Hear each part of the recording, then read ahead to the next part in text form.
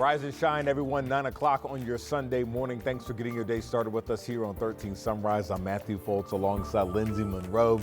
Boy, it is a big day here for Indy as we know the Colts are taking on the Titans, hoping to extend that number one seed in the NFL right now lead. And we also know the Hoosiers going to have an exhibition game downtown Gainbridge Fieldhouse. Right. Basketball.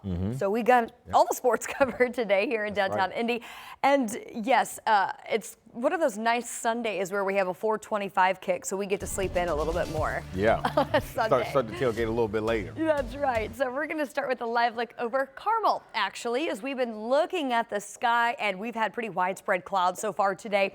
I do anticipate the cloud cover clearing from north to south, although I think southern Indiana will likely see ongoing pretty thick clouds for today. We've also started to see some rain activity kind of redevelop along a little weak boundary across the far southern tier of the state. Had to go all the way south of Seymour, closer to the Ohio River on our NDOT cameras down in far southern Indiana to actually find rain that was hitting the ground.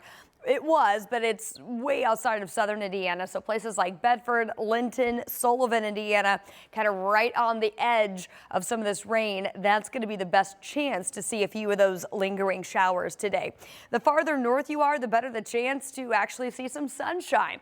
Been watching our cameras as well up near Marion. Still some lingering clouds out there for now, but I do anticipate everything starting to push south and then clearing around the Indy metro. So while things have, for the most part, been overcast and fairly cloudy so far today, I do anticipate some more sunshine as we go on through the afternoon.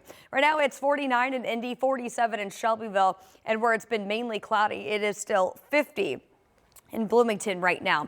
We're headed back to the low 60s later today, very close to where we should be at this point in the season, and mainly dry throughout most of central Indiana. Again, that exception, a stray shower to areas south. We've got a pretty widespread impactful system to bring heavy rain Tuesday night into Wednesday. We'll get you updated on that latest timeline in the full forecast.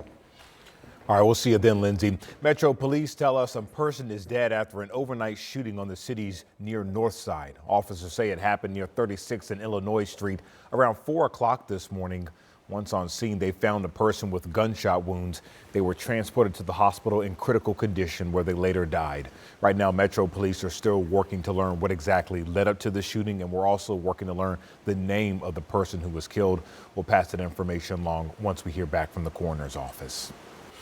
And right now, Metro Police are also looking into what caused a car to crash into an apartment complex on the city's north side. So IFD sharing these photos of the incident. We're told it happened around 1 o'clock yesterday afternoon near Michigan and West Lane roads. IFD says a car clipped a fence before driving through some bushes and crashing through a wall. You see right there on your screen. Now, firefighters said they had to make sure the building was stable before removing that car. Thankfully, no one was injured in that incident. Well, right now, the cause of a house fire in Westfield is still under investigation. Here are some photos that the Westfield Fire Department shared on social media. Crews say the fire happened around 10:15 last night on Amberleaf Trail. They put out the flames through the roof in about an hour, and thankfully no one else was also not injured in this incident, nor were nearby properties damaged. Well, today marks 1 year since a devastating fire at the Helping Veterans and Families Manchester apartments. They were transitional apartments for veterans looking to end homelessness. So the flames left the dozens of veterans looking for a new place to call home, and many lost so much of their belongings. The organization immediately started looking forward to rebuilding. In June, they were able to open up some of the apartments by September at full capacity with 23 veterans.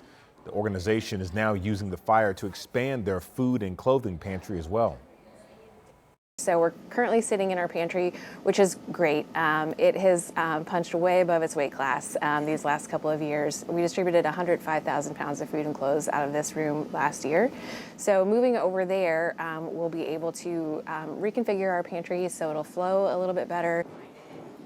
Now, the South Tower of the Manchester Apartments is set to open in 2026. That will add another 14 units. Well, right now, dozens of Hoosier veterans are back here at home after a trip to Washington, D.C., and now they're receiving their flowers for their service right here at home. So the veterans on the 48th Indy Honor Flight were in the Vietnam War and Korean War, including a 99-year-old man who was in World War II. So organizers of last night's events tell us that many veterans never really received the public recognition before, so it certainly deserved to have that honor now. The families, the friends, the strangers, these men and women served for, and they all sacrificed something. In Vietnam, to me, recognizing names of people I know from home, as well as people who I was with, it's an experience that you never forget. Now, this all took place over at Plainfield High School, with Hoosiers from all across the state being recognized.